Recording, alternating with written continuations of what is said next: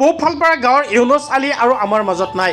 মৰহুম কাশেম আলী চৰকাৰৰ চতুৰ্থ পুত্ৰ ইউনুছ আলী আজি বিয়লি 2:20 বাৰ্ধক্যজনিত কাৰণত নিজা বাসগৃহতেই পৰলোক প্ৰাপ্তি হয়।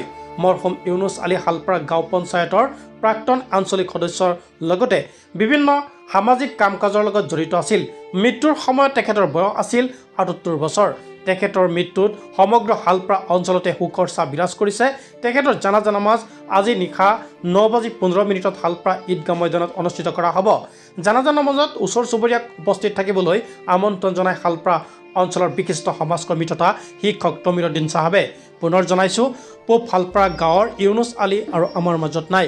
মৰহুম কাশেম আলী চৰকাৰৰ চতুৰ্থ পুত্ৰ ইউনুছ আলী আজি বিয়লি 2:20 বাৰ্ধক্যজনিত কাৰণত নিজা বাসগৃহতেই পৰলোক প্ৰাপ্তি হয়।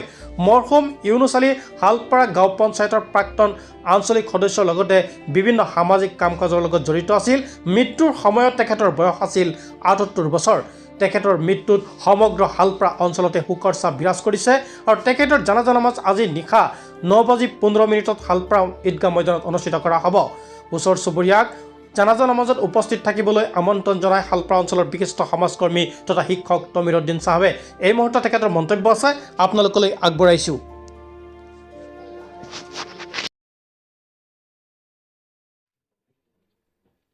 আমাৰ পূব শালপাড়া গাঁৱৰ মৰহুম কাশেম আলী চৰকাৰ চাহাবৰ চতুৰ্থ পুত্ৰ আজি দুপৰীয়া 2:20 এন্তেকাল কৰিছে। তেখেত শালপাৰা জিপিৰ প্ৰাক্তন আঞ্চলিক সদস্য আছিল। তেখেত সামাজিক মানুহ আছিল, সমাজপ্ৰিয় মানুহ আছিল, সমাজকৰ্মী আছিল।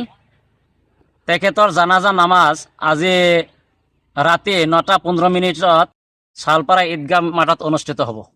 তেখেতৰ নাম কি আছিলে? তেখেতৰ নাম আছিল ইউনুছ আলী চাহাব। নিজা বাসগৃহতে মৃত্যু হৈছে। তেওঁৰ নিজা বাসগৃহত মৃত্যু হৈছে। মৃত্যুৰ সময়ত আনুমানিক বয়স কিমান? অনুমানিক বয়স 87 মান হ'ব আৰু। ঠিক আছে।